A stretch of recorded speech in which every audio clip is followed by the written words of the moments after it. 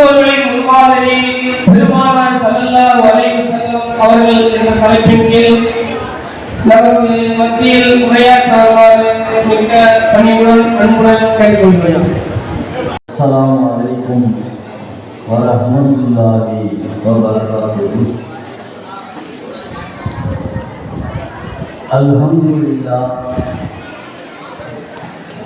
அல்ஹம்துலில்லாஹி ரப்பில் ஆலமீன். வஸ்ஸலாத்து வஸ்ஸலாமு அலா சய்யிதில் அன்பியாஇ வல் முர்ஸலீன் வ அலா ஆலிஹி வ அஸ்ஹாபிஹி ரிضوانுல்லாஹி தஆலா அலைஹிம் அஜ்மாஈன். அம்மா பஅத். فقد قال الله تعالى في القرآن العظيم والفرقان المجيد: أعوذ بالله من الشيطان الرجيم. بسم الله الرحمن الرحيم. إنك لعلى خلق عظيم. قال نبينا صلى الله عليه وسلم: السؤال نصف العلم أو كما قال عليه الصلاة والسلام. எல்லா புகழும் அல்லாஹ் ஒருவனுக்கே, சலாத்தும் சலாமும் எம்பெருமானார் ரசூலுல்லாஹி ஸல்லல்லாஹு அலைஹி வஸல்லம் அவர்கள் மீதும், அன்னவர்களை பின்பற்றி வாழ்ந்த சத்திய சஹாபாக்கள், தாபிஈன்கள், நாதாக்கள், நல்லவர்கள் நம் அனைவர்கள் மீதும் அல்லாஹ்வுடைய சலாத்தும் சலாமும் நிறைவாக நின்று நிலவட்டுமாக. இந்த இனிய விழாவின் தலைவர் அவர்களே, முன்னிலை வகிக்கின்ற இந்த ஜமாஅத்தின் நிர்வாக பெருமக்களே, எனக்கு முன்னால் உரை நிகழ்த்தி கேள்விக்கான பதிலை பெற்று சிறப்பாக வழிநடத்திய பேரையூர் ஜும்மா பள்ளிவாசலின் தலைமை இமாம் மரியாதைக்குரிய ஹஜ்ரத் அவர்களே, ஜமாத்தார்களே, தாய்மார்களே, அற்புதமான ஒரு நிகழ்வு. கேள்விகள் கேட்டு பரிசுகள் வழங்கி இந்த நிகழ்வை துவக்கி வைத்திருப்பது நான் இப்பொழுதுதான் புதிதாக பார்க்கிறேன். நான் எத்தனையோ விழாக்களுக்கு சென்றிருக்கிறேன். ஒரு அற்புதமான ஒரு முன்மாதிரியை இங்கே உருவாக்கி வைத்து, அதிலும் தாய்மார்கள் தான் அதிகம் பரிசை பெற்றார்கள்.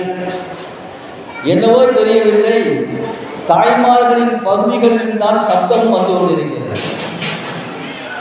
எனவே தாய்மார்கள் அந்த சப்தத்தை குறைத்து அந்த குழந்தைகளையும் அமைதிப்படுத்தினால் நீங்கள் அதிகம் பெற்ற பரிசுக்கு இன்னும் புகழ் சேர்க்கும் என்பதை நான் நினைவூட்டி, கேள்வி கேட்டு பதிலை பெறுவது என்பது ரசூலுல்லாஹ்வுடைய ஒரு சுன்னத்தான வழிமுறை. காரணம், ஸல்லல்லாஹு அலைஹி வஸல்லம் சொன்னார்கள், அஸ்ஸுஆலு நிஸ்ஃபில் இல்ம். கேள்வி கேட்பது என்பது கல்வியின் பாதி என்றார்.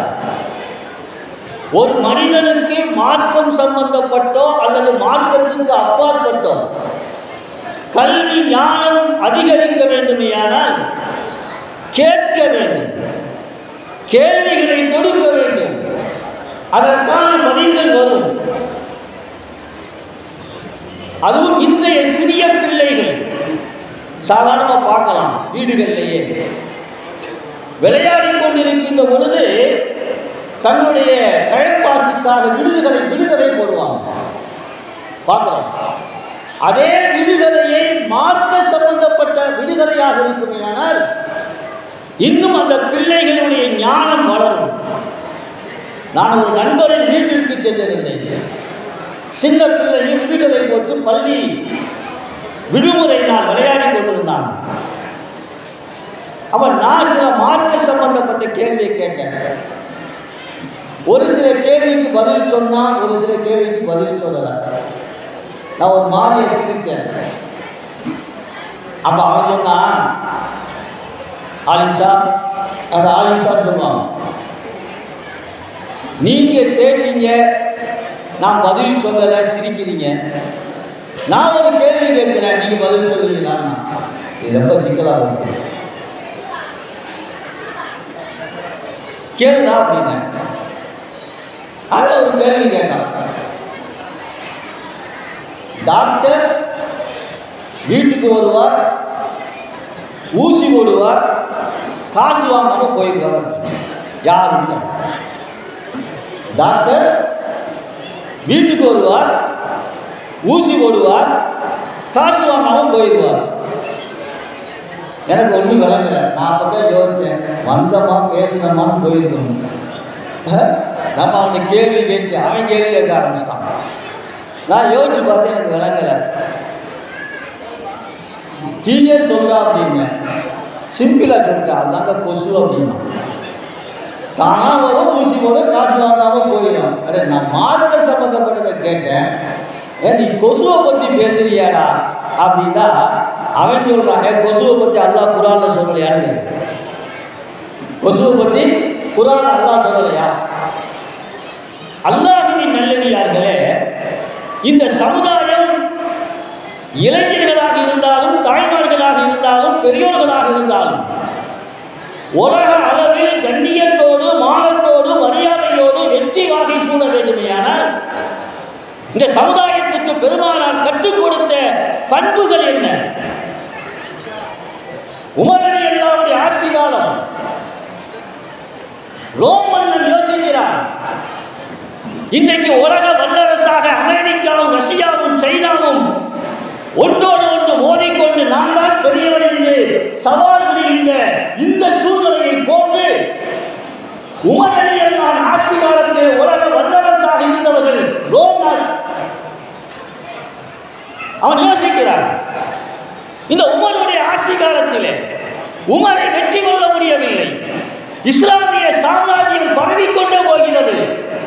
இந்த உமரின் வெற்றியை தடுத்து நிறுத்த வேண்டும். இந்த உமரின் வெற்றிக்கும் முஸ்லிம்களின் வெற்றிக்கும் என்ன முகமது கற்றுத் தந்திருக்கிறார். அப்படி என்ன முகமது அவர்களுக்கு மந்திரத்தை சொல்லி சென்றிருக்கிறார். ஆச்சரியப்படுகிறார். என்ன செஞ்சா தெரியுங்களா? சில உளவாளிகளை மதீனாவுக்கு அனுப்புகிறார். உமர் என்ன பயிற்சி கொடுக்கிறார், முகமது என்ன பயிற்சி கற்றுக் கொடுத்திருக்கிறார், அவர்களை எப்படியாவது வீழ்த்தியாக வேண்டும், அறிந்து வாருங்கள் என்று சில ஒற்றர்களை மதீனாவுக்கு அனுப்புகிறார். அவங்க சில மாதங்கள் தங்கி மக்களோடு மக்களாக சேர்ந்து அவர்களுடைய கொடுக்கல் வாங்கல், பழக்க வழக்கங்கள் அத்தனையும் கற்றுக்கொண்டு ரோம் நாட்டுக்கு வருகிறார். மன்னர் சொன்னார், ரோம் மன்னர், ஏற்ற மட்டும் அந்த செய்தியை சொல்லாதீங்க, அறிக்கை. நான் அரசவையை கூட்டுகிறேன், மந்திரியை கூட்டுகிறேன், பாதுகாப்பு அதிகாரிகளை கூட்டுகிறேன். எல்லோருக்கும் மத்தியில் நீங்கள் செய்த ஆய்வின் அறிக்கையை தாருங்கள். அவை கூட்டப்படுகிறது. எல்லாம் நினைச்சாங்க, அவன் நோட்டும் பேனாவும் குறிப்போட வந்திருக்கிறான். ஏன் சில மாதங்கள் தங்கியிருந்து முஸ்லிம்களின் வெற்றிக்கு அவர்களை வழிநடத்துகின்ற ஒரு கண்ணியத்தை முகமது என்ன கற்றுக் கொடுத்திருக்கிறார். எல்லாம் ஆவலோடு இருக்கிறார்கள். மன்னர் சொன்னா, எல்லாம் வந்துட்டாங்க, நீ அவங்க கருத்தை சொல்லுங்க, உங்க ஆய்வை சொல்லுங்க. அந்த உளவுக்கு தலைமை பொறுப்பேற்று சென்றவர் எந்திரித்தார். ஒரே ஒரு வார்த்தையில் தன் அறிக்கையை முடித்து விட்டு உட்கார்ந்து கொள்கிறார். ஒரே ஒரு வார்த்தை.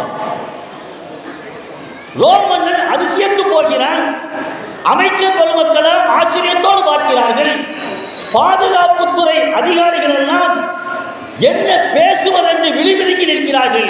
ஒற்ற வார்த்தை, இஸ்லாமியர்களின் வெற்றியை தடுத்து நிறுத்த முடியவில்லையே, தொடர் வெற்றி, தொடர் வெற்றி.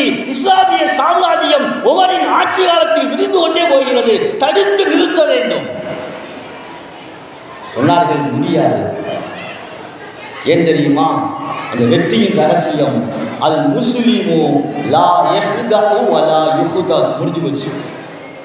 அல் முஸ்லிமு லா யஹ்தஉ வலா யுஹ்தா. ஒற்றை வார்த்தை. இதுக்கு நான் தமிழில் சொல்றதா இருந்தா ஏமாறாத ஏமாத்தாத. ஒற்றை வார்த்தை. ஒரு முஸ்லிம் ஏமாற மாட்டான், ஏமாற்ற மாட்டான்.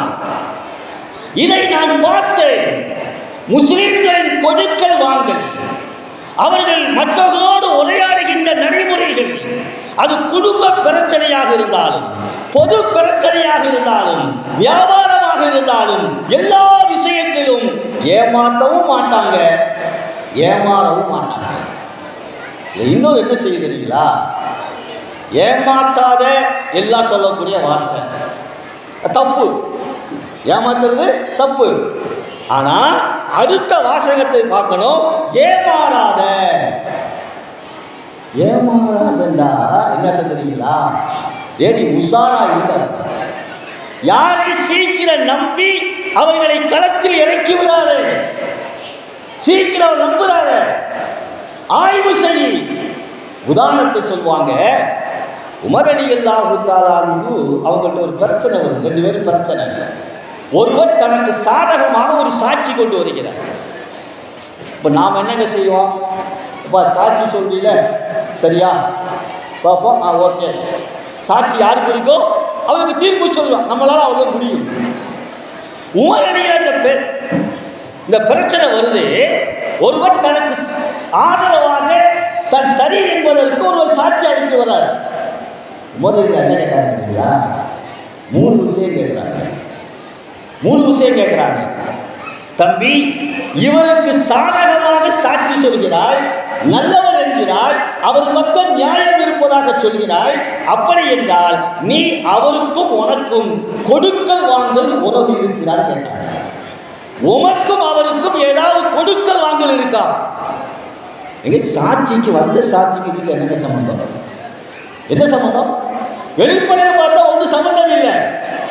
ஒன்றை புரிந்து கொள்ளுங்கள். ஒரு மனிதனுடைய ஹகீகத், உண்மை தன்மை எப்போ வெளிப்படும் தெரியுமா? சில மனிதர் பேசணும், ஒரு நாள் சில நாள் உரையாடணும், அதால் தெரியாது.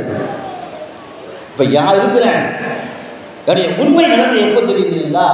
ஏன்னா நீங்கள் கடன் கொடுத்தீங்க, நான் கடன் வாங்கினேன், அதை திருப்பி கொடுக்கும்போது திரும்பி வாங்கும்போது தான் என் சுயரூபம் வெளியாகும். இல்லைங்களா? நடைமுறையில் பார்க்குறோமா இல்லையா? அப்பத்தான் உமர் ரலியல்லாஹு சொன்னாங்க, இன்னல் கர்ல மிக்ராருல் முஹப்பா. நம்ம தமிழில் சொல்லுவோம், கடன் அன்பை குறிக்கும். இது அசல் எங்கேருந்து வந்தது தெரியுமா? உமர் ரலியல்லாஹு சொன்ன வார்த்தை. இன்னல் கர்ல மிக்ராருல் முஹப்பா. முஹப்பா, கடன் என்பது அன்பை முறிக்கக்கூடிய கத்தரிக்கோல் என்றார்கள் உமர் ரலியல்லாஹு. 2வது கேள்வி, அஜாவர்த மஅஹு. சாட்சி சொல்ல வந்திருக்கியே, நீ அவர் பக்கத்து வீட்டில் குடியிருந்தியான்னு கேட்டாங்க. பக்கத்து வீட்டில் குடியிருந்தாயா? உண்மையிலேயே ஒரு மனிதனுடைய அசல் குணத்தை பக்கத்தில் வீட்டில் வசிக்கக்கூடியவர்களுக்குத்தான் தெரியும். நான் ஒரு வீட்டுக்கு போறேன், அந்த வீட்டில் அது நான் போவதற்கு முன்னால் கணவன் மனைவி சண்டை போடுறாங்க, அது பிள்ளைகள் சண்டை போடுறாங்க. நாம் போன உடனே ஆஃப் ஆகிடும். வீட்டில் எதுவுமே நடக்காத மாதிரி இருப்பாங்க.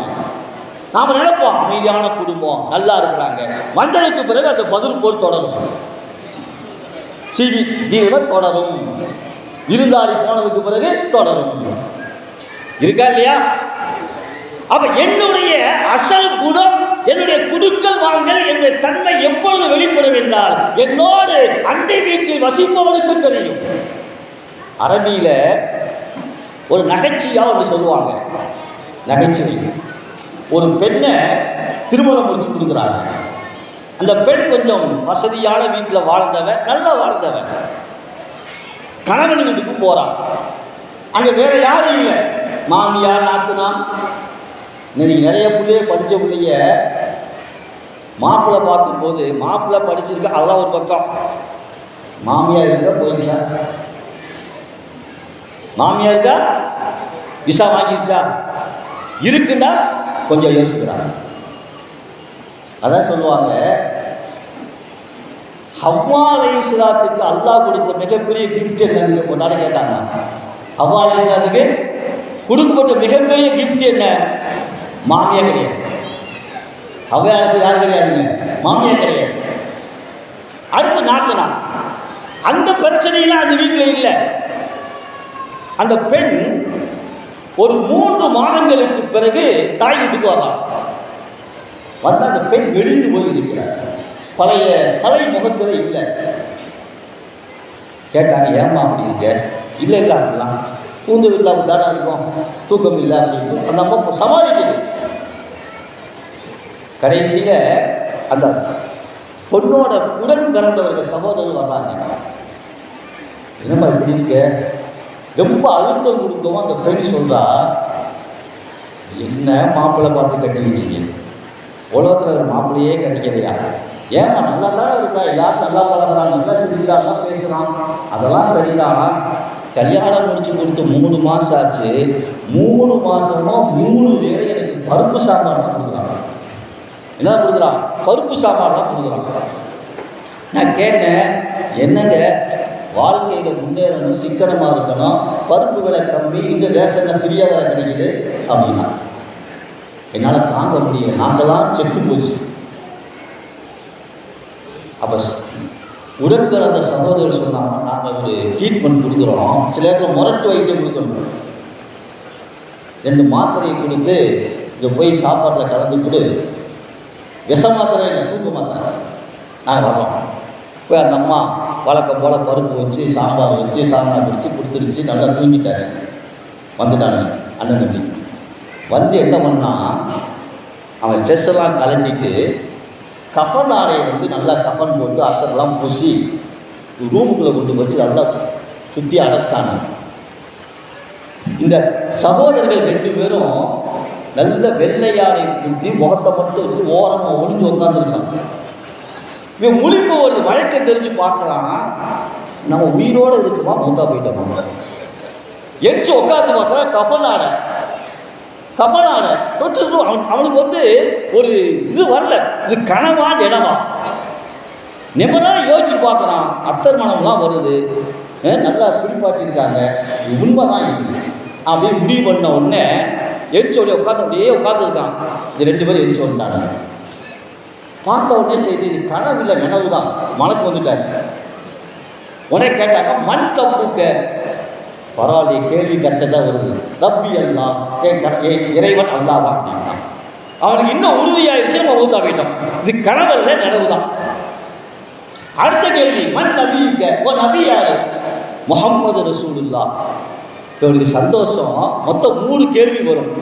மண் ரப்புக்க கரெக்ட் பதில், மண் நபியுக்க பதில் கரெக்டு. நீ அடுத்த கேள்வி என்னங்க? மா தீனுக்க, ஓ மார்க்க என்ன? அவனுக்கு சந்தோஷம். 3ல் 2 தாண்டியாச்சு, இதையும் தாண்டிடுவோம், ஜெயிச்சிட்டோம் அப்படின்னு சொல்லி அடுத்த கேள்வி கேளுங்க. அவசரப்படுறான். அடுத்த கேள்வி, நெக்ஸ்ட் கொஸ்டின் அப்படின்னா. அப்போ அவர் கேட்டார், மா தஆமுக்க, உலகத்தில் என்ன சாப்பிட்டேன்னு கேட்டார். இவன் கேள்வி எதிர்பார்க்கல, இவன் கேள்வி எதிர்பார்த்து மா தீனுக்க தான். மா தஆமுக்க, சாப்பாடு என்னடா?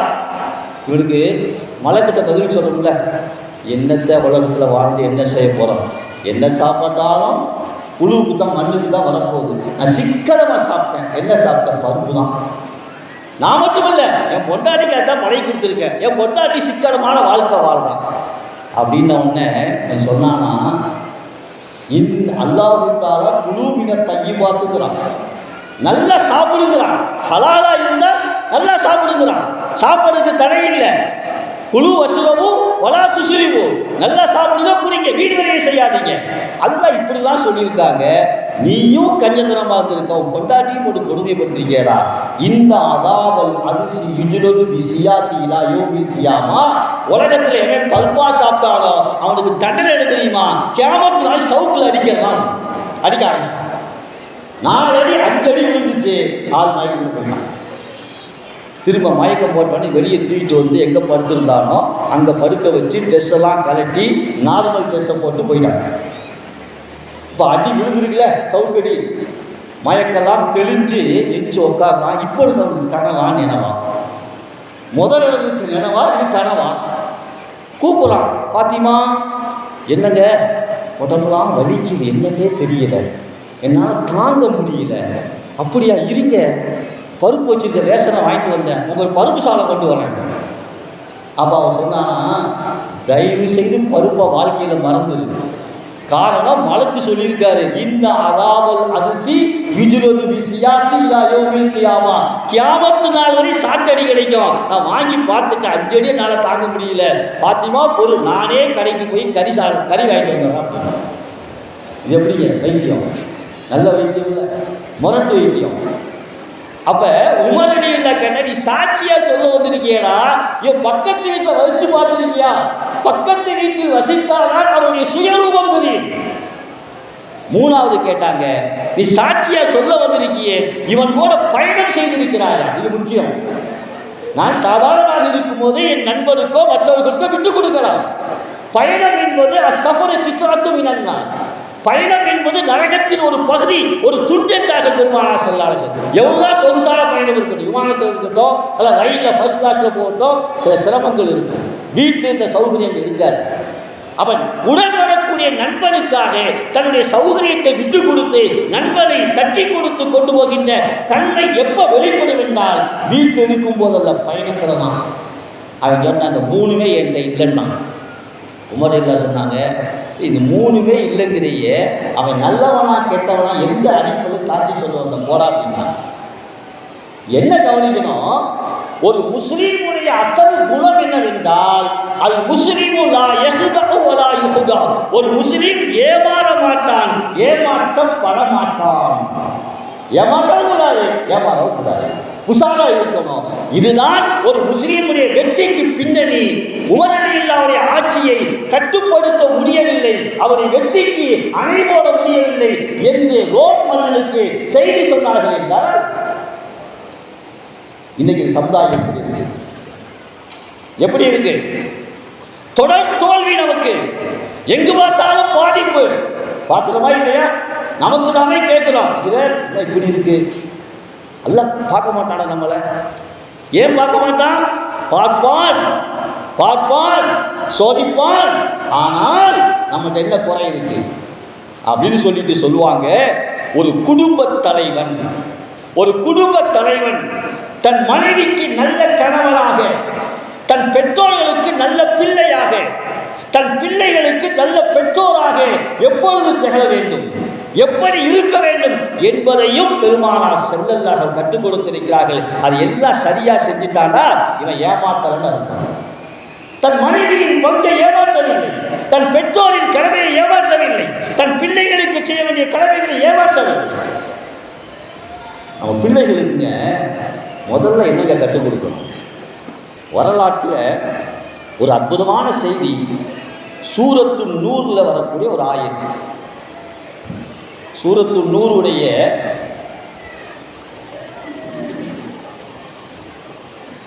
58வது ஆயத்து. ஆலிம்கள் இருக்கிறாங்க. அந்த ஆயத்து இறங்கியதுடைய சபபு நுசூல் தஃசீர், எல்லா தஃசீரும் இருக்கு, அற்புதமாக இருக்கு. எப்படி சஹாபாக்கள் தங்களுடைய பிள்ளைகளை வார்த்தெடுத்திருக்கிறார்கள். லொஹருடைய நேரம், அதாவது லொஹருக்கு முன்னால கைலூலா தூக்கம் தூங்குவது சுன்னத்து. கைலூலா தூக்கம்னு சொல்லுவாங்க. எதுக்கு முன்னாலங்க?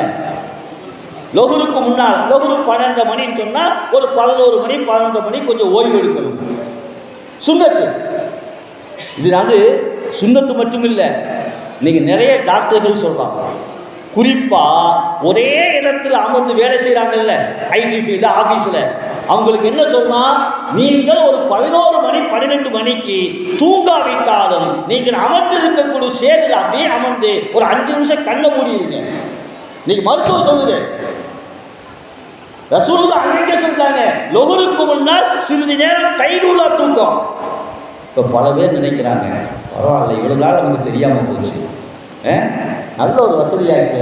சில யோசிக்கிறோம், ஆஃபீஸில் வேலை பார்க்குறவங்கலாம் நாளையிலேருந்து ஆஃபீஸில் தெரிஞ்சிடணும், இந்த சுண்ணத்தை கடைபிடிக்கணும். ஆனால் லொஹருக்கு முன்னால் கைலூலா தூங்கிறது சுண்ணத்து யாருக்கு? கேள்வியாடுமா? யாருக்கு சுண்ணத்து? யார் தஹஜ்ஜத் தொழுகிறார்களோ அவர்களுக்கு சுண்ணத்து. ஃபஜ்ருக்கு முன்னால் ஒரு 4 மணிக்கு எழுந்திருத்து தனிமையிலே அமர்ந்து அல்லாஹ்விடத்திலே அழுது தன் தேவைகளை, குடும்பத்தின் தேவைகளை, பிள்ளையின் தேவையை, மனைவியின் தேவையை, பெற்றோரின் தேவையை, ஊரின் தேவையை, உலக முஸ்லிம்களின் தேவையை அல்லாஹ்விடத்திலே கண்ணீர் சிந்து தஹஜ்ஜத்திலே யார் அழுகிறார்களோ அவர்களுக்குத்தான் கைலுலாத்துக்கு சுன்னத்து. அவன் எந்திரிக்கிற 7 மணி 8 மணிக்கு எந்திரிச்சு போட்டு நான் 11 மணிக்கு என்ன தூங்குறோம்? அந்த நேரம் ரசூலுல்லாஹி ஸல்லல்லாஹு அலைஹி வஸல்லம் ஒரு சிறுவர், தஃப்சீரில் ஒரே ஒரு தஃப்சீரில் மட்டும் அவங்க பேர் வருது, முதுலிஜ் ரலியல்லாஹு, சின்ன பிள்ளை. கூப்பிட்டு சொன்னாங்க, போய் உமர் ரலியல்லாஹு கூட்டிட்டு வாங்க. அவர் போகிறார். போனால் உமர் ரலியல்லாஹு தஆலாக்கு கைலூலாத்துக்கு தூங்கிட்டு இருக்காங்க. நான் உமர் சாதாரண இல்லை, அபூ ஹுரைரா சொல்கிறாங்க, போர்க்களத்தில் எதிரியின் வாளுக்கு நாங்கள் பயப்படுவதை விட உமரின் கையில் இருக்கின்ற சாட்டைக்கு நாங்கள் பயப்படுவோம். சொல்றது யாரு? அபூ ஹுரைரா ரலியல்லாஹு அன்ஹு. போர்க்களத்தில் எதிரியின் வாளுக்கு நாங்கள் அஞ்சுவதை விட உமரின் கையில் இருக்கின்ற சவுக்குக்கு நாங்கள் அஞ்சுவோம். அந்த உமரை கூப்பிட போறாங்க. அந்த உமர் எல்லாம் கைலூலாத்துக்கு தூங்கிட்டு இருக்காங்க. ஒரு கதவு திறந்தா இருக்கு, அஸ்ஸலாமு அலைக்கும் சொல்லிட்டு போறாரு. உமர் எல்லாம் தூங்குறாங்க. அஸ்ஸலாமு அலைக்கும் திரும்ப சொல்றாரு, எந்திரிக்கல. முன்னால போய் சொல்றாரு, எந்திரிக்கல. தலைமாட்டில் வந்து சொல்றாரு, எந்திரிக்கல. கடைசியில சின்ன பிள்ளை தானே, உமர் எல்லாம் ஒரு பக்கம் சாட்சி படுத்திருக்காங்க. தோல் புஜத்தை பிடித்து உழுப்புகிறார், அசைக்கிறார். அப்போ எந்திரிக்கிறார். கடைசியில் இந்த ஆயிஷு சொல்லுவாங்க, வெறுத்து போய், என்ன மனுஷன் இந்த தூங்குறான் சொல்லுவாங்கல்ல. அங்கே உமர்கிட்ட சொல்ல முடியாது, அடுத்து இவரு தூங்க வேண்டியதான். சொன்னான் வேகமாக கதவை, சின்ன பையனை பாருங்க, கதவை வந்து வேகமாக கதவை ஓங்கி அடிக்கணும். அந்த சப்தத்தில் எழுந்திருக்கிட்டு அப்போவும் எழுந்திருக்கல உமர் ரலியல்லாஹு. ஏன்னா உமர் ரலியல்லாஹு பகலில் தோட்டத்துக்கு போவாங்க, வியாபாரம் செய்வாங்க, எல்லா தொழில் செய்வாங்க, தஹஜ்ஜுத் கொஞ்சம் தொழுது இருப்பாங்க, இவ்வளோ வேலைகள் இருக்கு. கடைசியில் என்ன செஞ்சீங்களா, சரி போவோம் ரசூலுல்லாஹ்ட்ட போய் சொல்லிடுவோம், ரொம்ப தூங்குறாரு, நான் பண்ணி பார்த்தேன். அப்படி வெளியே வந்த சிறுவர் சொல்கிறார், மனசு நினைக்கிறாரு, போகக்கூடாது. ரசூலுல்லாஹ் சொன்ன ஒரு வேலையை செய்யாமல் போகக்கூடாது என்று எண்ணியவர் மீண்டும் உள்ளே வந்து, இங்கே தான் கவனிக்கணும், உள்ளே முதல்ல வந்தார், சலா சொன்னார், அங்கே போனார், இங்கே போனார், கையை பிடித்து உழுப்பினார், கதவை தட்டினார், எதுக்கும் அவர்கள் அசையவில்லை. கடைசியில் எடுத்த ஆயுதம் என்ன தெரியுமா, உமர் ரலியல்லாஹுடைய தலைமாட்டில் நின்று கொண்டு சொன்னார், அல்லாஹும்ம ஐக்கிலுஹு, அல்லாஹும்ம ஐக்கிலுஹு, அல்லாஹும்ம ஐக்கிலுஹு, யா அல்லாஹ் இந்த உமரை எழுப்பிவிடு. பெருமானார் சொல்லி அனுப்பி இருக்கிறார்கள், பெருமானாருக்கு நான் கட்டுப்பட வேண்டும், பெருமானார் சொன்ன செயலை நான் நிறைவேற்ற வேண்டும், எனவே அல்லாஹும்ம ஐக்கிலுஹு, எழுப்பிவிடு. 3 தடவை சொன்னாருங்க. தலைமாட்டில் நின்று உமர் எழுதிட்டாங்க. உமர் எழுதித்து விட்டார்கள். சலாத்துக்கு எழுதியிருக்கவில்லை, தோலை பிடித்து உழுப்புகின்ற பொழுது எழுதியிருக்கவில்லை, கதவை தட்டுகின்ற பொழுது எழுதியிருக்கவில்லை. ஆனால் இந்த சிறுவன் தலைமாட்டிலே அமர்ந்து நின்று கொண்டு அல்லாஹும்ம ஐக்குலுஹு என்று சொன்னார். அந்த வார்த்தை அரிசை தட்டியது. அந்த அரிசி உமரை தட்டி எழுப்பியது. எந்திரிக்கும் போது இந்த பதட்டத்தை எதிர்ப்போம்ல, அதுக்கு நாமளே படுத்துருக்குறோம், வெறும் கையில் மட்டும் கொடுத்துருப்போம். சிலர் மூத்த கையில் இருக்கும், மூத்தாத கையில் இருக்கும். இப்படி பதட்டத்தில் எந்திரிக்கும் போது உமர் ரலியல்லாஹுடைய அவுரத் கொஞ்சம் அப்படி வெளியே தெரியுது. பதட்டத்தில் பயணிக்கிறான். புதுசாக ஓட்டம், ஒரே ஓட்டம், நிற்க முடியாது, பக்கத்தில் ஓடிட்டாங்க. போய் ரசூல்லா உமர் வந்துட்டு இருக்காரு. முதல்ல வேகமாக வர்றாங்க. முகத்தில் கோபம் தெரியுது, ஆனால் கோபத்தை வெளிப்படுத்த முடியாது. காரணம், கூப்பிட்டது யார்? பெருமானார். கோபத்தோடு வருகின்ற பொழுது ரசூலுல்லாஹி ஸல்லல்லாஹு அலைஹி வஸல்லம் உமரை பார்த்து சொன்னார்கள், உமரே இப்பொழுதுதான் ஜிப்ரீல் வந்துவிட்டு போனார். இப்பொழுதுதான் ஜிப்ரீல் வந்துவிட்டு போனார். சூரத்து நூருடைய 58வது வசனத்தை இறக்கி வைத்திருக்கிறார். என்ன வசனம் சொல்லுங்க யார் ரசூலல்லாஹ்? யா அய்யுஹல்லதீன ஆமனூ லியஸ்தஅதினுகுமுல் லதீன மலக்கத் ஐமானுகும் வல்லதீன லம் யபுலுகுல் ஹல்ம் மின்கும் ஸலாஸ மர்ராத் மின் கப்லி ஸலாத்தில் ஃபஜ்ர் வ ஹீன தலகூன சியாபக்கும் மினல் லஹீரா மின் பஅதி ஸலாத்தில் இஷா. தொடர்ந்து உமர் சொன்னார், யா ரசூலல்லாஹ், இந்த ஆயத்து இறங்க வேண்டும் என்று தான் மனதிலே நினைத்து கொண்டு வந்தேன். கோரிக்கை வைக்கல உமர் கோரிக்கை வைக்கல, இந்த ஆயத்து இறங்க வேண்டும் என்று நான் நினைத்து கொண்டு வந்தேன். அல்லாஹ் ஆயத்தை இறக்கிட்டான். என்னது? வீட்டுக்கு போகிறோம், நம்ம வீடே இருக்கட்டும், நம்ம வீடே இருந்தாலும் வீட்டுக்குள்ளே போக என்ன செய்யுங்க, சலா சொல்லிட்டு போகணும். அதே நேரம் சின்ன பிள்ளையா இருக்கிறாங்க, வயதுக்கு வராத பிள்ளைங்க, அவர்கள் உள்ளே போகலாம், சலாம் சொல்லாமல் போகலாம். அல்லது அடிமை, இப்போ அடிமைகள் ஒன்று கிடையாது, அவங்க போகலாம்.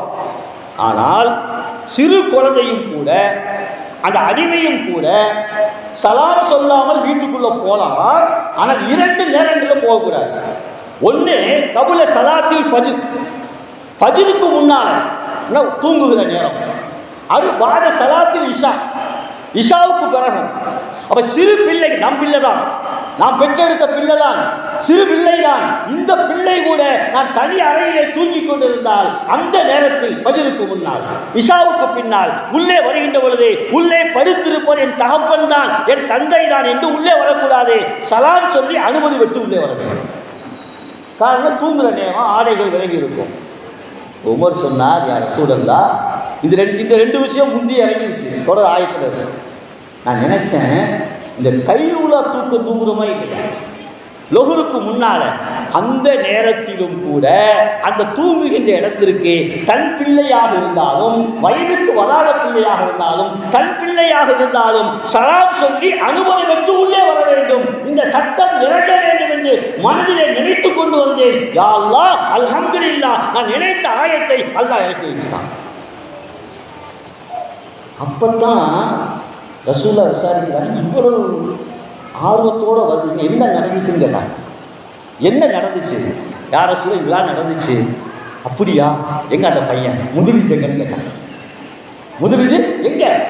ஒரு சிறு பையன், அவனை மையமாக வைத்து சூரத்து நூறுடைய 58வது வசனத்தை அல்லாஹ் இறக்கி வைத்திருக்கிறார் என்று சொன்னால், அந்த சிறுவன் சாதாரண ஆள் அல்ல. அந்த சிறுவனை பெற்றெடுத்த பெற்றோர்கள் சாதாரணமானவர்கள் அல்ல. அந்த சிறுவனை வளர்த்தெடுத்த முறை அப்படி. என்ன முறை? ஒரு விஷயத்தில் முயற்சி பண்ணு, நிராசையாகிறாத, கையை தூக்கு, அல்லாட்ட கையை தூக்கு. நீ நேரடியாக கையை பிடித்து உழுப்பினாய், உமர் எழுந்திருக்கவில்லை. கதவை தட்டினாய், சப்தம் எழுப்பவில்லை. ஆனால் நீ கேட்க துவா அல்லாஹும்ம ஐக்கிலுஹு, அந்த துவா அரிசை தட்டியது. எத்தனை பேருக்கு நம்ம பிள்ளைக்கு பழங்கி வச்சிருக்கோம்? எத்தனை பேர்? ஒரு கஷ்டம்னா சொல்லி அழுகிறோம், ஒரு கஷ்டம்னா எல்லாத்தையும் பரப்புறோம். ஒரு கஷ்டம் வருகின்ற பொழுது ஒளி செய்து விட்டு முசல்லாவை எடுத்து 2 ரக்காத்து தொழுது அல்லாஹ்விடத்தில் சஜ்தாவில் விழுந்து அழுது வாருங்கள், அல்லாஹ் கண்டிப்பாக நம் தேவைகளை நிறைவேற்றி வைப்பான். அது ரொம்ப கம்மி நம்மள்கிட்ட. நம்முடைய இஸ்லாமிய வெற்றியின் ரகசியம் அங்கதான் இருக்கு.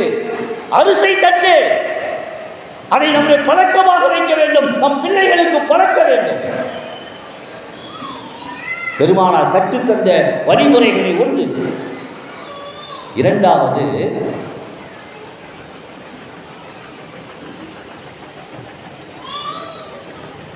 இன்னைக்கு நம்ம செய்யக்கூடிய பெரிய தவறு, நம்ம சமுதாயம் எடுத்துக்குவோம். காரணம் என்னன்னு கேட்டிங்கன்னா, இப்போ ஒரு 40 வயது 50 வயது கடந்தவங்களாம் பாருங்கள், கூட பிறந்தவங்க எத்தனை பேர் இருந்தால், ஆம்பளை பிள்ளையே 8 பேர், பொம்பளை பிள்ளையே 4 பேர். ஆனால் 10ஐ தாண்டி தான் இருக்கும் இல்லைங்களா? இந்த பெரியவங்களாம் எல்லாமே இந்த கடந்தவங்க தான். ஆலிம்ஷாவை தவிர அவர் சின்ன பிள்ளை என்றும் இளமை எல்லாமே இருக்க நிறையா வருது தான். இப்போ நாம் சின்ன பிள்ளையாக இருக்கும்போது ஒரு சேட்டை செய்கிறோம், ஒரு தப்பு செய்கிறோம், சொல்லி பார்ப்பாங்க பெற்றவங்க. கேட்கலன்னாங்க செய்வாங்க, என்ன செய்வாங்க? வீட்டை விட்டு போவாங்க. என் பேச்சை கேட்கலன்னா நீ என் பிள்ளை இல்லை, வீட்டை விட்டு போவாங்க. இன்னைக்கு அந்த வார்த்தையை சொல்லுகின்ற தைரியம் இன்றைய பெற்றோர்களுக்கு உண்டா? இல்லை. காரணம் என்ன? இருக்கிறது 1 2. இருக்க ஒன்று என்ன அப்படியே உள்ள காலம் மாறி போச்சுக்கிறோம்ல. அந்த அவன் சொல்றான், ரொம்ப பேசின அங்கே செத்து போயிடும், ரொம்ப பேசின. நீ பிள்ளை அடிக்கிறதல்ல, ஏன் செய்தா என்று கேட்கக்கூட முடியவில்லை. அதுலேயும் அந்த செல்லம் கொடுத்து வளர்த்துருவோம். வீட்டில் நம்ம வீட்டில் என்ன நடக்குன்னா, அத்தா ஒரு விஷயத்தை கண்டிக்கும் போது அம்மா என்ன செய்வாங்க, கொஞ்சம் தட்டி கொடுப்பாங்க. இதுதான் நம்ம தாய்மார்கள் செய்கின்ற மிகப்பெரிய தப்பு.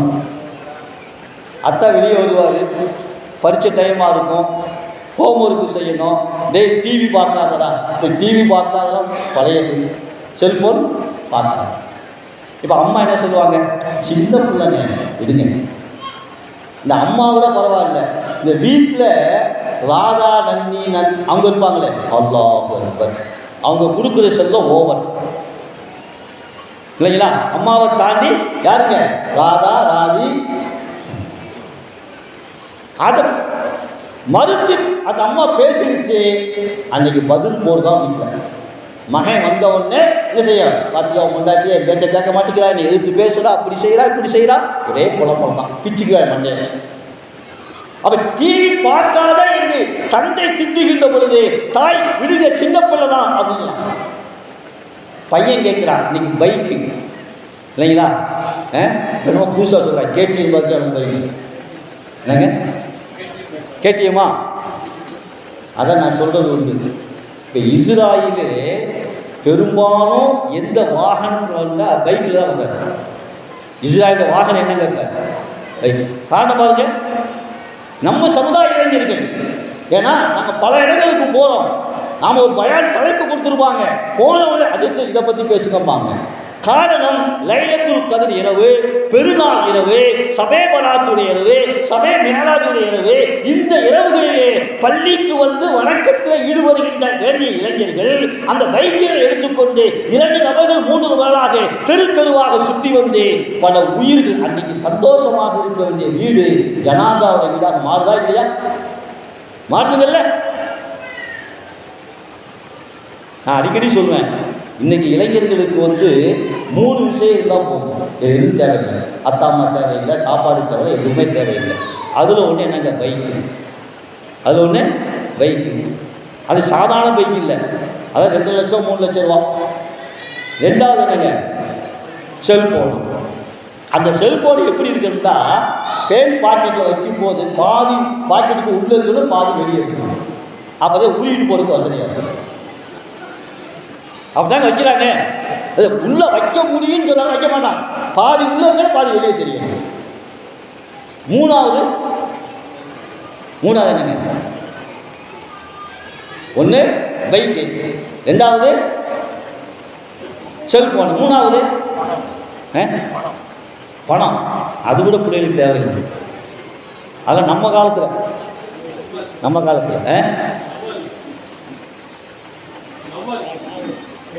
கேடிஎம் கார்டு அதெல்லாம் தேவையில்லை.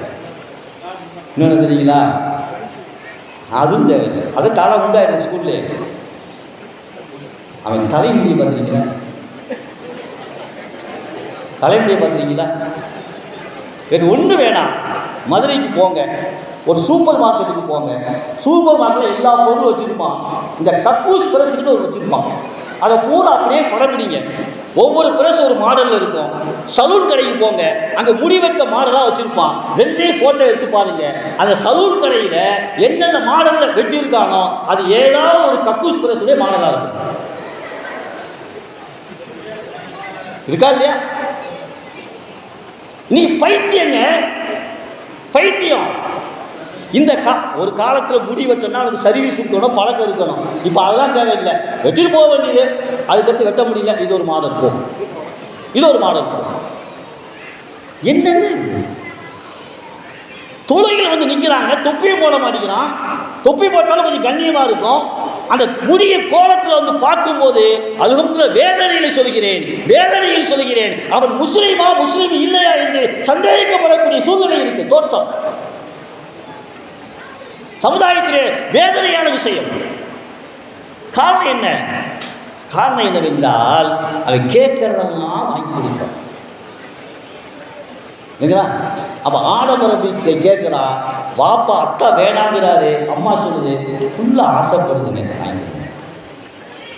அது வீட்டில் பெரியவங்க ஆசைப்படும். அடுத்து டேய் நண்பரோட சுத்தாதாடா, ஏன்டா சுற்றி லேட்டாக வர்ற அப்படின்ட்டா அடுத்து பதில், அதுதான் வந்துட்டாங்க. அப்புறம் என்ன, வீட்டுக்கு 11 மணிக்கு வரலாம், ஏன்டா சுற்றிட்டு வர்ற அப்படின்னு அத்தா கண்டிச்சா அம்மா அதான் வந்துட்டாங்க. பதில் பார்த்தீங்களா? இவனுக்கு பூஸ்ட் கொடுத்த மாதிரி இருக்கும். அடுத்து கேட்பாங்க, கொஞ்சம் நல்ல முடி ஏன்டா அப்படி வச்சிருக்கிற? அம்மா இப்போ வைக்காம எப்போ வைக்க போகிறான்? இப்போ வைக்காம எப்போ வைக்க போகிறான்? ஏன் 20 வயசுல வழுக்குத்தலை வந்துடுமா? கண்ணியமானவர்களே, நம் பிள்ளைகள் இன்னைக்கு நம் கை மீறி போவதற்கு காரணம் அவர்கள் கேட்பதையெல்லாம் வாங்கி கொடுக்கின்ற பழக்கம் அவர்கள் உள்ளத்திலே வருகின்ற பொழுது ஒன்றை விளங்கிக் கொள்ளுங்கள், அது எங்கே கொண்டு விடும் என்றால், ஒரு கட்டம் அவன் கேட்டது கிடைக்கவில்லை என்றால், கேட்டதான் கொடுத்து பழகிட்டோம், ஒரு கட்டம் வரும், கேட்டது நம்மளால் கொடுக்க முடிகிறதா, அதனால் வரக்கூடிய சீர்கள் என்னன்னு கேட்டால், முதலில் பெற்றோர்களை எதிரியாக பார்ப்பான். இது நான் சொல்லலை, உளவியல் அறிஞர்கள் சொல்லக்கூடிய விஷயம். கேட்டதான் கொடுத்து பழகிட்டோம், இப்போ கேட்கும் போது ஒரு கட்டத்துக்கு வரலாம், கேட்கும் போது இல்லைங்கிறோம், இல்லைங்கும் போது முதல் எதிரி யாருங்க? பெற்றோர். அந்த பெற்றோர் அதுலேயும் ஃபர்ஸ்ட் எதிரி யாரு? அத்தா. அத்தா அம்மாவை பார்க்குற பார்வை வேற, அத்தாவை பார்க்குற பார்வை வேற. இரண்டாவது உளவியல் அறிஞர் சொல்றாங்க, ஒழுக்கம் கெடும். ஒழுக்கம் கெடும். வரல ஒரு நிகழ்ச்சி சொல்லிட்டுங்களா?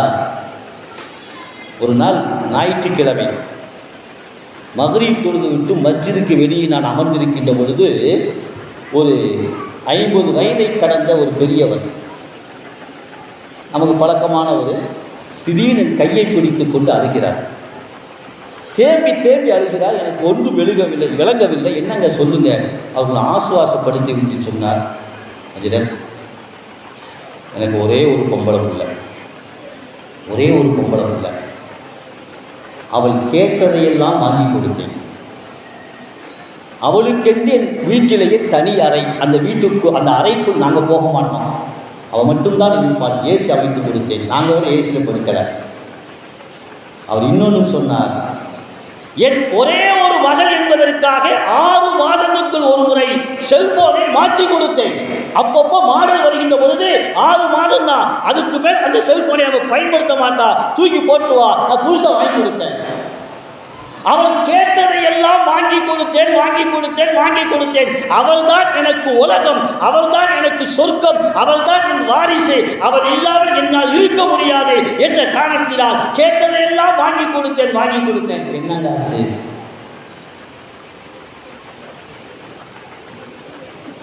பண்டி மேய்ப்பவனோடு ஓடிவிட்டார். நான் நகைப்புப்படுத்தி சொல்லவில்லை, இன்னும் நான் இதை விவரித்து சொன்னால் கொஞ்சம் கண்ணியம் இருக்காது. ஹின்சீர் மேய்ப்பவனோடு ஓடிவிட்டார். தேடி போனோம் அஜிரத் அவர்களே, என் பிள்ளையை அன்போடு வளர்த்தேன், கேட்டதெல்லாம் கொடுத்தேன். ஏசி போட்டு நான் ஏசியில படுக்கல, என் பிள்ளைக்கு ஏசி அமைத்து கொடுத்தேன். ஆனால் தேடி போனேன், ஒரு குடிசைக்குள் வாழ்கிறார், சுத்தி பண்டிகள் இருக்கு.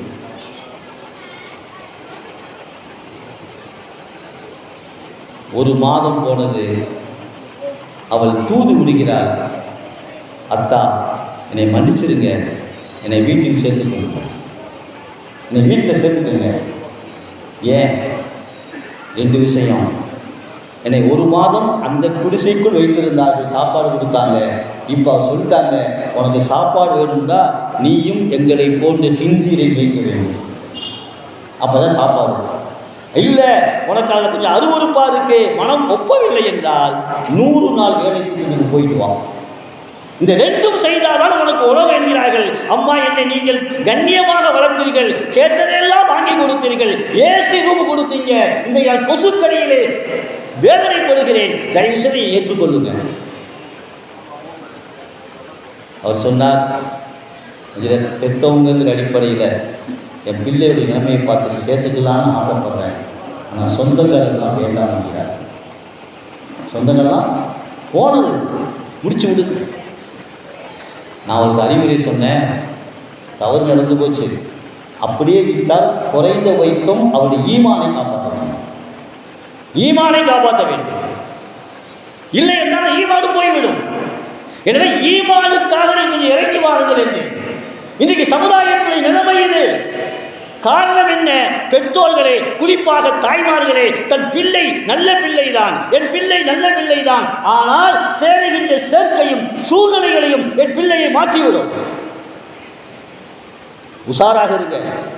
குறிப்பா தாய்மார்களுக்கு சொல்றேன், என் பிள்ளை எப்படி இருக்கிறான், அவனை நடைமுறை ஆணோ பெண்ணோ அதை எப்படி என்பதை நான் சீக்கிரம் உணர்வதை விட என் மனைவி உணர்ந்து விடுவான். பெண்ணுக்கு அந்த ஆற்றல் இருக்கு.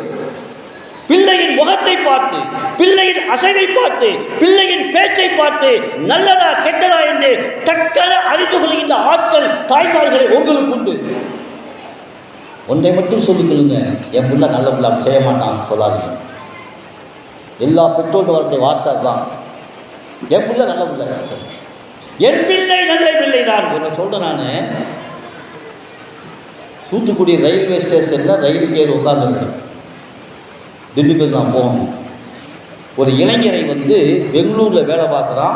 அவனுடைய தந்தை தேடி ஏற்றி விட்டு உட்கார வச்சுட்டு கேட்குறாரு, என்ன சாப்பாடு வேணும், தண்ணி வேணுமா, ஸ்நாக்ஸ் வேணுமா, எல்லாம் கேட்டார். நான் ஏற்ற மாதிரி உட்காந்துருக்கேன். அவர் முஸ்லீம் அல்ல. அப்பா வேணாம், எதுவுமே வேணாம்ப்பா, போதும்ப்பா, எதுவுமே வேணாம்ப்பா. ஆள் பையன் நீட்டாக இருந்தான். நான் நினச்சேன், பரவாயில்ல, அத்தா கேட்குறாரு, ஆசைப்பட்டு உன்னோட வேணாங்கிறானே, பிள்ளையை நல்லா வளர்த்துருக்கேன்.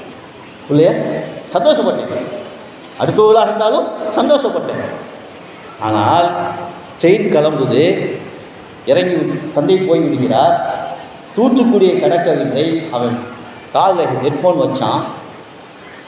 உண்மையை சொல்கிறேன், மதுரை வரை ஹெட்ஃபோனை எடுக்கிற பேச்சை நிப்பாட்டில் 3 கேர்ள் ஃப்ரெண்டோட பேசிட்டான். எத்தனை கேர்ள் ஃப்ரெண்டு? 3. பேசிய வார்த்தைகள் அசிங்கமான வார்த்தை. தன் பிள்ளை நல்ல பிள்ளை, சம்பாதிக்க செல்கிறான், ஒழுக்கமாக இருப்பான், படிக்க செல்கிறான், நல்லவனாக இருப்பான், கண்ணியமாக இருப்பான், கண்ணியத்தை தேடி தருவான் என்ற நம்பிக்கையோடு ரயிலிலே ஏற்றி வைத்துவிட்டு வீட்டுக்கு செல்வதற்கு முன்னால் தன் வேலையை காட்டுகிறான். அதனால சொல்றேன், பிள்ளைகள் கேட்டதில் எது தேவை, அதிலும் எது அத்தியாவசிய தேவை என்பதை புரிந்து கொடுங்க. சில நேரங்கள் இல்லைன்னு சொல்லுங்க, மனசை கல்லாக்குங்க, கல்லாக்கி பழகுங்க. அப்போதுதான் அவன் வயதுக்கு ஒன்று எதிர்பார்த்து கிடைக்கவில்லை என்றால் அதை தாங்கிக் கொள்ளக்கூடிய மனநிலை வரும், அந்த பக்குவம் வரும். அவங்க சொல்றாங்க, அப்படி கொடுத்து பழகிட்டு நீங்க இல்லைன்னு சொல்லும்போது அவனை கடைசி ஆயுதம் என்ன தெரியுமா? தற்கொலை செய்யணும். நல்லா பாருங்க, தற்கொலை என்பது நம் சமுதாயத்தில் சுத்தமாக இல்லாமல் இருந்தது. எப்பயோ கேட்டால் அதிசயமாக கேள்விப்படுவோம். ஆனால் இந்திய தலைமுறை, நமது சமுதாய பெண்கள் உட்பட அந்த தற்கொலைக்கு திடீரென டக்கென முடிவெடுத்து தற்கொலையை செய்து கொள்கின்ற காட்சி இன்றைக்கு வாட்ஸ்அப்பில் பார்க்குறோம். ஒரு ஊருக்கு போனேன், முஸ்லீம்கள் நிறைந்த ஊர். எனக்கு கொடுக்கப்பட்ட தலைப்பு வேறு. அங்கே போன இமாம் சொன்னார், நீங்கள் இன்னைக்கு பெண்கள் என்ன செல்ஃபோனை விளையாடுங்க, ரம்மி கேமா கேம், அதை பற்றி பேசுங்கன்ற, சூதாட்டத்தை பற்றி பேசுங்க, வட்டியை பற்றி பேசுங்கன்ற. நீங்கள் நான் ஒரு தலைப்பில் வந்திருக்கேன், எனக்கு ஒரு தலைப்பில் கொடுத்துருக்கு, திடீரென பேச சொல்கிறீங்களே. நான் திடீரென பேசணும், யோசிச்சு தான் பேசக்கூடாது. நீங்கள் சும்மா சொல்லிட்டு நான் பேசிட்டு போய் போயிடணும், சிக்கலில் மாட்டிக்குவோம் பேசணும். சொன்னார், முஸ்லீம்கள் நிறைந்த ஊர். ஒரு பெண் நேற்றைய தினம் பெரிய குடும்பத்தைச் சேர்ந்த பெண் தற்கொலை செய்து கொண்டார். பெரிய குடும்பத்தை பிள்ளையை கட்டி கொடுத்துறான். என்னென்று கேட்டேன். அவள் செல்போனில் விளையாட்டாக ரம்மி விளையாடினால் விளையாடி விளையாடி விட்டதை பிடிக்க வேண்டும் என்று கிட்டத்தட்ட 1 கோடி ரூபாய் இழந்திருக்கிறார். 1 கோடி. பேங்க் பேலன்ஸ் காலியாகிடுச்சு. நகையை விற்கிறார். எல்லா இருக்கின்ற நகையை வித்து வித்து வித்து வித்து இனி ஒன்றும் சமாளிக்க முடியாது என்று கணவனுக்கு செய்தி தெரிகிறது, குடும்பத்துக்கு தெரிகிறது, அசிங்கமாக போகிறது, தற்கொலை செய்து விடுகிறது. நான் சமுதாயத்தின் யதார்த்த நிலையை பேசிக் கொண்டிருக்கிறேன், யாரும் தவறாக நினைக்க வேண்டும். எல்லாம் நமக்கு பாடம், எல்லாம் நமக்கு பாடம். அதனால் பெற்றோர்களை பார்த்து நான் கேட்கிறேன், தாய்மார்கள்ட்ட சொல்கிறேன், பிள்ளைகளை கொஞ்சம் கவனியுங்கள். அது ஆணாக இருந்தாலும் பெண்ணாக இருந்தாலும் என் பிள்ளை நல்ல பிள்ளை தான், ஆனால் நான் கொஞ்சம் கவனமாக இருப்பேன். நான் கவனமாக இருப்பேன், கேட்டதை கொடுப்பேன், அதற்குத்தான் சம்பாதிக்கிறேன். ஆனால் சில கட்டங்களிலே எது தேவை, எது அத்தியாவசிய தேவை, எது தேவையில்லை என்பதை புரிந்து நான் கொடுப்பேன். பெருமானாருடைய வாழ்க்கை முறைகள் நமக்கு கற்றுத்தருகின்ற ஒரு பாடம். கண்ணியமானவர்களே, நம்ம பிள்ளைகளுக்கு இன்னொன்று ஒரு செய்தியை சொல்லி நிறைவேற்றி வருகிறேன். பேசலாமா? நான் நேற்று ஒரு இடத்துக்கு போனேன், 1 மணி நேரம் பேச சொன்னாங்க. மைக்கை கொடுப்பது 1.5 மணி நேரம் தாங்க. ஏன்னா நல்லா மழை பெஞ்சுக்கு யாரும் வெளியே போக முடியாது, மழை பெஞ்சுக்கிறதுக்கு வெளியே யாரும் போக முடியாது.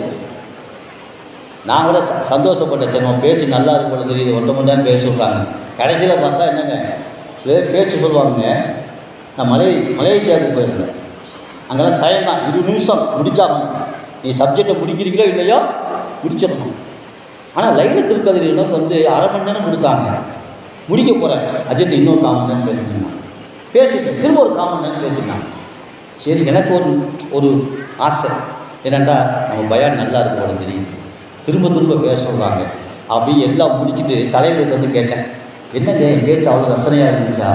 இல்லை அஜித்து, பிரியாணி ரெடியாக கொஞ்சம் லேட்டாகிடுச்சு, பிரியாணி கொஞ்சம் லேட்டாச்சு, தம்மு போட்டுருக்கோம், அதுக்காக கொஞ்சம் பயானம் இருக்குன்னு சொன்னாங்க.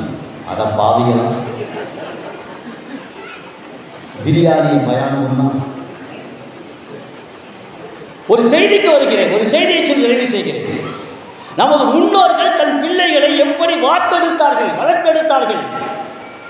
ஹாத்தமுல் அஸம் ரஹிமஹுல்லாஹ், ஹாத்தமுல் அஸம் அவங்களுக்கு ரொம்ப நாள ஹஜ்ஜுக்கு போகணுங்கிற ஆசை, ஹஜ்ஜுக்கு போகணுங்கிற ஆசை, பணம் இல்லை. ஒவ்வொரு வருடமும் ஹஜ்ஜுடைய நாட்கள் வருகின்ற பொழுது அல்லாஹ்விடம், யா அல்லாஹ், இந்த வருடம் மற்றவர்கள் எல்லாம் ஹஜ்ஜுக்கு புறப்படுகிறார்கள், தல்பியா சொல்கிறார்கள், தக்பீர் சொல்கிறார்கள், எனக்கு அந்த நசீபு கிடைக்கலையே. ஒரு ஹஜ்ஜுடைய கயம், எல்லா ஹாஜிகள் பெறப்படுறாங்க. இந்த ஹாத்தமுல் அஸம் ரஹிமஹுல்லாஹ் வீட்டில் கவலையாக உட்காந்துருக்கிறாங்க. அவருக்கு 3 பொம்பளை பிள்ளைங்க. அதில் எந்த கேட்குறாங்க, ஏங்க நீங்கள் பாப்பா ரொம்ப சோகமாக இருக்கீங்க? அம்மா, இந்த மாதிரி விஷயம், கையில் காசு இல்லை, நான் போகிறதுக்கு காசு வேணும், போயிட்டு வர்றதுக்கு அதுக்காக நடந்தால போகணும், 2 மாதம் 3 மாதம் ஆகும், குடும்பத்துக்கு செலவுக்கு வேணும். அப்போ மனைவி மற்ற 2 பிள்ளைகள் சொன்னாங்க, கடமை இல்லை, காசு இருந்தால் தானே கடமை, கடமை இல்லாத யோசிக்கிறீங்க. இல்லை, எனக்கு ஆசை காபத்துல்லாவை பார்க்கணும். இப்போ 3வது பிள்ளை, சின்ன பிள்ளை சொல்லிச்சான், அத்தா கிளம்புங்க, அல்லாமல் நம்பிக்கை வச்சு கிளம்புங்க, பார்த்துக்கலாம். அம்மா, என்கிட்ட இருக்கிற காசை 6 நாளைக்கு சாப்பிட்லாம், 3 நாள் எனக்கு, 3 நாள் உங்களுக்கு, சரி கிளம்புங்க நீங்கள். மற்றவங்கெல்லாம் அழுகிறாங்க, அந்த பிள்ளையை திட்டுறாங்க, ஏய் விலகி பேசுறியா, விலகாமல் பேசுறியா, போயிட்டு ஒரு 1 மாதம் 2 மாதம் ஆகும், எப்படி சமாளிக்கிறது? அப்படிங்கும்போது இந்த 3வது பிள்ளை, சின்ன பிள்ளை இருக்குல்ல, வீட்டில் அந்த கடைக்குட்டி கொஞ்சம் உஷாராக இருக்கும். கடைக்குட்டி எல்லா வீட்லேயுமே கொஞ்சம் உஷாராக இருக்குது, சேட்டையும் கூட இருக்கும். எல்லோரும் பார்க்குறாங்க, நான் கடைக்குட்டியில் வீட்டில் கடைக்குட்டி கிடையாதுங்க. அந்த கடைக்குட்டி மேலே அத்தாம்மா பாசமாகவும் இருப்பாங்க, சேட்டையும் பண்ணுவான், சேட்டை பண்ணியே மூத்தவங்களை பழி போட்டு போயிடுவான், அதை சந்தோஷப்படுவாங்க. சரி, இந்த கடைக்குட்டி சொல்லிச்சு ஒரு வார்த்தைங்க, யோசிக்கணும். இப்போ அவருக்கு பயணத்துக்கு பணம் இல்லை, ஹஜ்ஜு கடமை இல்லை, சரியத்தில் ஹஜ்ஜு கடமை இல்லை. ஆனால் ஆசை காபத்துல்லாவை பார்க்கணும், பெருமானாருடைய ரவுலாவை பார்க்கணும், ஜியாரத் செய்யணும், சலாம் சொல்லணும், ஆசை எல்லாத்துக்கும் இருக்கு. இல்லை, நம்ம காசு இல்லாட்டியும் காபத்துல்லா பார்க்கணும் ஆசை இருக்குது, அல்ஹம்துலில்லாஹ். அப்போ அந்த புள்ள சொல்லிச்சான் அற்புதமான வார்த்தை, தன் தாயையும் சகோதரியையும் பார்த்து சொல்லிச்சு, பக்கிய அர்-ராஸிஹினா, வலஹப ஆக்கிரு ரிஸ்க். அற்புதமாக சொல்லு. ஏன் கவலைப்படுறீங்க? வாப்பா போறாரு, சாப்பாடு இல்லைங்கிறீங்களா? வாப்பா யாரு? ஆக்கிரு ரிஸ்க், நம்மளை போன்ற ரிஸ்கை சாப்பிடக்கூடிய மனிதர். ஆனால் ராசிக், ரிஸ்கை கொடுப்பவன் அல்லாஹ். அல்லாஹ் இங்கே தான் இருக்கிறான், அல்லாஹ் கொடுப்பான். இப்போ நான் சொன்ன என்ன செய்வீங்க? ரொம்ப தவக்குல இருந்துச்சு, ரொம்ப ஓவராக தெரியுங்க இல்லைங்களா? நம்ம சாதாரணமாக பேசுவோம். கிளம்பிட்டார், 3 நாள் பணம் வீட்டுக்கு 3 நாள் கொடுத்துட்டு கிளம்பிட்டார். 3ஆவது நாள் சாப்பாடு விலைக்கு முடியுது, யோசிக்கிறார், நீ அடுத்து என்ன நடக்கும்? வீட்டில் எப்படி இருப்பாங்க யோசித்து கொண்டு தொழுதுகிட்டு உட்காந்துருக்கிறார். ஹஜ்ஜுக்கு ஒரு கூட்டம் போகுது பாலைவனத்தில். திடீரென ஒரு நோக்கி வர்றாங்க. என்னங்க? இல்லை, நாங்கள் வந்தோம், எங்களை ஒரு 10 பேர் வந்திருக்கிறோம். ஒரு அமீர் வசதியான வந்திருக்கிறாரு, அவருக்கு தேள் கொட்டிருச்சு, என்ன செய்யுது தெரியல, ஏதாவது நீங்கள் ஓதி பார்ப்பீங்களான்னு கேட்டார். இவர் சொன்னார், ஓதி பார்க்குறேன். மனசன் சொல்கிறார், நமக்கு அல்ஹம்து சூரா தான் தெரியும், ஓதி பார்ப்போம், அல்லாஹ் ஷிஃபா கொடுப்பான். போனார், ஓதி பார்க்குறேன், அல்லாஹ் ஷிஃபா கொடுத்துட்டான்னு வைங்களேன். அது அல்லாஹ்வுடைய நாட்டம். யார் நாட்டுங்க? அல்லாஹ்வுடைய நாட்டம். நம்மள்கிட்ட நம்ம கையிலே இருக்கு இல்லை. நான் அடிக்கடி சொல்லுவேன், இமாம் ஷாஃபி ரஹ்மத்துல்லாஹிட்ட ஓதி பார்க்க வருவாங்க, ஓதவிட மாட்டாங்க, பிஸ்மில்லா ரஹ்மான் ரஹீம் அப்படிம்பாங்க. சரியாயிடும். பக்கத்து வீட்டுக்காரன் பார்த்துக்கிட்டே இருந்தான், என்ன வர்றாங்க பிஸ்மில்லா ஷூ அப்படிங்கிறாரு, எல்லாம் சரியாகுது, நம்ம ஓதி பார்த்தா என்ன? உடனே ஷாஃபி ரஹ்மத்துல்லாஹி வெளியூருக்கு போயிட்டாங்க. ஒரு ஆள் வர்றாரு, வயிற்றாலேயே போகுது, நானும் என்னமோ சாப்பிட்டு பார்த்தேன், சற்று திறந்துருச்சு, நிற்க மாட்டேங்குது, அடைக்க முடியல, ஏதாவது ஓதி பாருங்க. அப்போ யோசிச்சான், ஷாஃபி ரஹ்மத்துல்லாஹி என்ன செய்வாங்க? பிஸ்மில்லா ரஹ்மான் ரஹீம் ஷி அப்படிம்பாங்க. கூப்பிட்டாங்க, நான் ஓதி பார்க்குறேன், பிஸ்மில்லா ரஹ்மான் ஷி அப்படின்னா போயிட்டான். போனால் நான் மறுநாள் வர்றான், இமாம் ஷாஃபி வந்துட்டாங்க. அவன் சொன்னான், பக்கத்து வீட்டுக்கார சந்தோஷம், பரவாயில்ல ஷிஃபாவாயிடுச்சு, நன்றி சொல்ல வர்றான், வாங்க போயா. நேற்று வரும்போது ஒரு நாளைக்கு 3 தடவை தான் போச்சு, நீ ஓதி பார்த்த 24 மணி நேரத்தில் ஒரு 50 தடவை போயிடுச்சியா. இவனுக்கு சந்தேகம், ஏன்னா ஷாஃபி ரஹ்மத்துல்லாஹி போயிட்டான். ஏங்க, நீ பிஸ்மில்லா ரஹ்மான் சரியாக போகுது, நானும் பிஸ்மில்லா ரஹ்மான், ரெண்டும் ஒன்று தானே, இப்போ அவருக்கு சிவா கிடைக்க மாட்டேங்குது, என்ன ரகசியம்? அப்போ இமாம் ஷாஃபி சொன்னாங்களாம், எல்லாம் சரிதான், பிஸ்மில்லா ரஹ்மான் ரஹீம் யார் சொன்னால் சிவா கொடுக்குறது யார்? அல்லாஹ் தான். ஆனால் பிஸ்மில்லா சொன்ன நாக்கு தான் வேற. பிஸ்மில்லா சொன்ன நாக்கு வேற, ஓ நாக்கு வேற, ஏன் நாக்கு வேற. கண்ணியமானவர்களே, எதுக்கு சொல்கிறேன்னா, அவர் தேள் கடிச்சிருது, ஓதி பார்க்குறாரு, சரியாயிடுது. அப்போ அந்த அமீர் சொன்னார், நீ வாங்க, ஹஜ்ஜுக்கு போயிட்டு திரும்ப உங்கள் ஊருக்கு போகிற வரையும் எல்லா செலவும் என் பொறுப்பு. முடிஞ்சுங்களா? இப்போ யோசிக்கிறாரு, ஏன் வேலை முடிஞ்சு போச்சு, வீட்டில் மனைவி 3 பிள்ளைங்க, அவங்க நிலைமை என்ன? வீட்டில் பார்த்தா 3 நாள் சாப்பாடு முடிஞ்சிருச்சு, சாப்பாடு இல்லை. அந்த தாயும் மூத்த 2 சகோதரிகளும் இந்த சின்ன பிள்ளையை போட்டு மாட்டி எடுக்கிறாங்க. ஒன்னால்தான் வாப்பா ஹஜ்ஜுக்கு போனார். பெரிய தத்துவம் பேசினார். என்ன தத்துவம்? பக்கியா ராசிக்கு அல்லாஹ் அவன் இங்கே தான் இருக்கிறான். ரஹப ஆக்கிரு ரிஸ்க், சாப்பிட்ற ரிஸ்க்கை சாப்பிட்ற வாப்பா தான் வெளியே போயிட்டாரு அப்படின்னு தத்துவம் பேசுகிற. என்ன செய்ய சாப்பாடு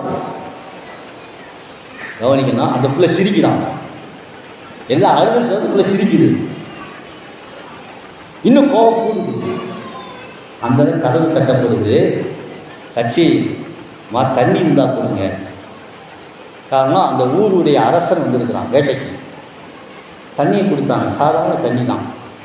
வாங்கி குடித்தவன் என்னன்னா, என்னம்மா நானும் ஆட்சியாளனாக இருக்கிறேன், என் நாட்டில் என் ஆட்சிக்கு உட்பட்ட என் பகுதியில் இவ்வளவு மதுரமான தண்ணி இருக்குதா, எனக்கு ஆச்சரியமாக இருக்குது, எந்த கணத்தில் எடுக்கிறீங்கன்னு கேட்டோம்.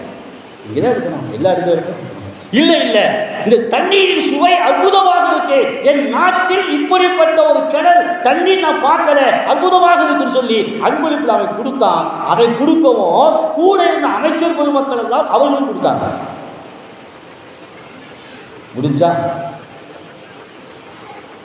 ஹஜ்ஜுக்கு போயிட்டு வந்தார். வந்து இவங்க பிள்ளைலாம் கேட்டாங்க, இவங்க கவலை, பாப்பா எப்படி போயிட்டு வந்தாரோ, அவருக்கு பிள்ளை என்ன ஆச்சோ என்ன சொல்லிக்கிறேன். இங்கே கவனிக்கணும், அந்த ஹாத்தமுல் அசம் ரைபகுல்லா தன் பிள்ளை மூணாவது பிள்ளைக்கு கற்றுக் கொடுத்த வார்த்தை என்ன? ரிசுக்கை கொடுப்பவன் அல்லாஹ்.